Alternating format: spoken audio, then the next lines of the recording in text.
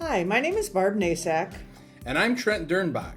As one of the requirements for Individualized Studies 300 Academic Planning and Career Foundations, you must successfully complete a student program plan. During this brief tutorial, we will be offering some hints, tips, and suggestions to help you successfully complete your plan. There are 4 components of the student program plan. The purpose of the student program plan is to provide you with a chance to either reflect upon or build a case for how and why you chose to major or minor in individualized studies. If you are neither a major or minor in individualized studies, you should focus on your declared major. There are 4 components to the student program plan: the rationale statement, the course list, the learning outcomes, and the occupational outlook. By the time you complete the plan, you will have answered what you hope to accomplish through your major or minor in individualized studies or your declared major, which courses you need or have taken to help you accomplish this goal, the logic behind your course choices, along with the knowledge of the employment outlook for careers that are of interest to you. We will be going over the expectations for each in further detail.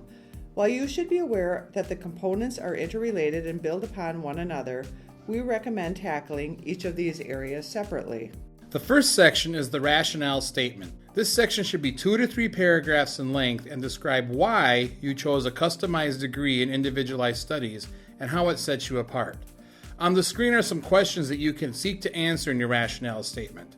Some students find it helpful to imagine explaining to a potential employer why they chose the degree, its benefits, and how it will make them a valuable employee. The rationale statement has no right or wrong answers, as this section is unique to you and your circumstances. However, the focus of the rationale statement should be individualized studies. For example, if you're an individualized studies minor, it's fine to mention your major, but the real focus should be on the individualized studies minor and why you chose it, and how it will prove to be beneficial. However, if you are taking Individualized Studies 300 simply as an elective or to complete your oral intensive, you can talk about what drove you to select the major that you did. When filling in the course list, you should provide a comprehensive list of all courses you have taken or plan to take as part of your Individualized Studies major or minor.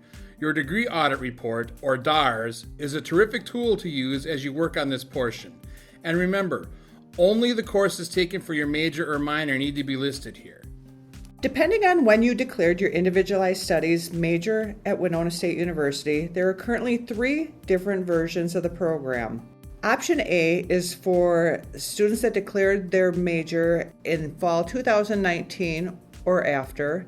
Option B is for students that declared their individualized studies major in fall 2019 or after and are including a minor. And option C is for students that declared their major in individualized studies prior to 2019 in the fall. Be sure to work with your individualized studies advisor and use your DARS to make sure that you complete this section as it relates to your specific version of the individualized studies major. In option A, you are required to take INDS 300, which is this course that will also satisfy your oral intensive, INDS 495, which will satisfy the writing intensive and is a capstone project, along with 34 credits of your choosing from the 300 or 400 level and 9 credits of 100 to 400 level courses. You must also include 3 credits of writing intensive and 3 credits of math stats critical analysis. No more than 9 credits may be taken on a pass no credit basis.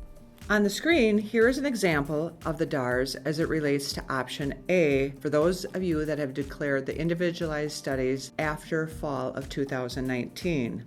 For the Individualized Studies major option B, which begins in fall of 2019 or later, a minor is required. This part of the major requires 36 credits, including INDS 300, which is an oral intensive, INDS 495, which is the capstone and also a writing intensive, and then 24 credits of your choosing from the 300 to 400 level and 6 credits of your choosing from the 100 to 400 level. You must be sure to include an additional 3-credit writing intensive course and the 3-credit math stats critical analysis course, and no more than 9 credits may be taken on a pass or no credit basis. On the screen, you can see an example of a DARS as it relates to Individualized Studies major option B with the minor.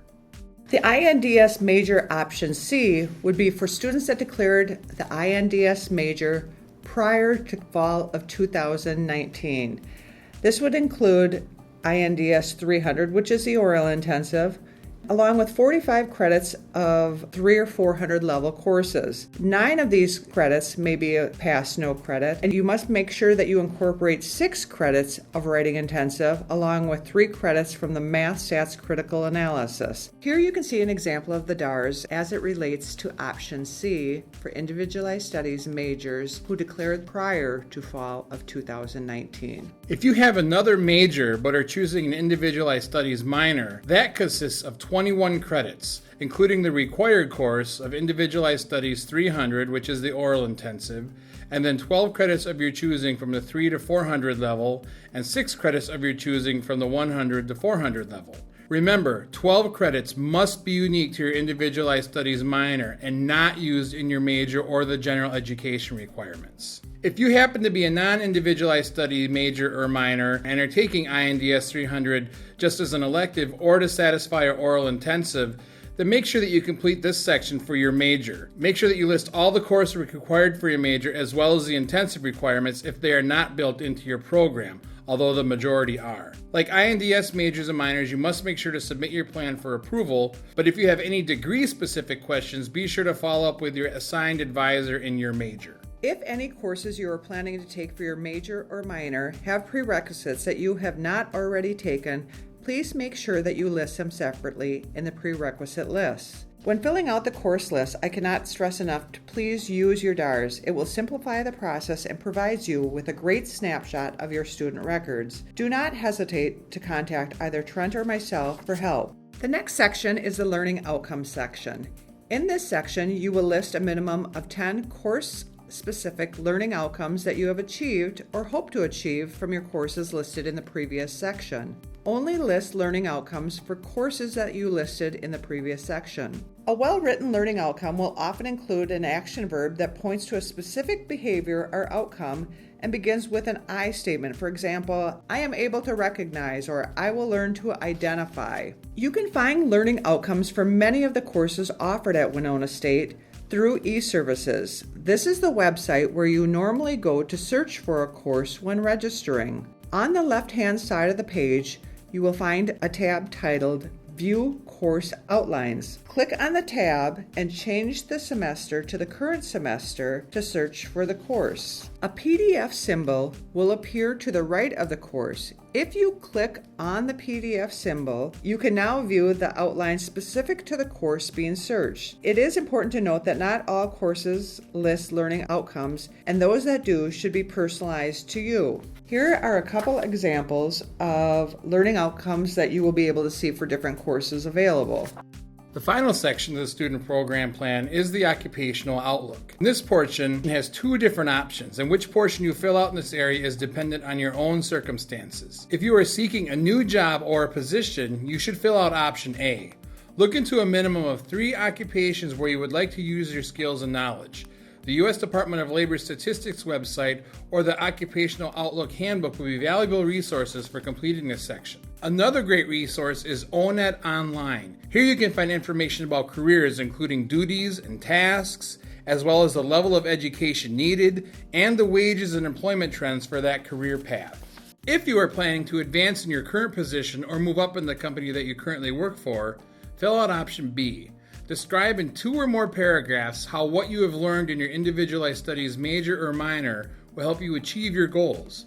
Be specific by describing how the coursework and learning outcomes you identified earlier will help you accomplish your aspirations for your current career. Once you have completed a first draft of your plan, you should email it to the advisor listed for this course. That advisor will provide you with comments and suggestions if necessary. The Individualized Studies advisors, Trent and myself, are the ones who oversee this portion of the course, and you should feel free to call or email us for input anytime during the program plan preparation process. As you work on the rough draft of your student program plan, you should make sure that all sections are completed prior to sending it to us.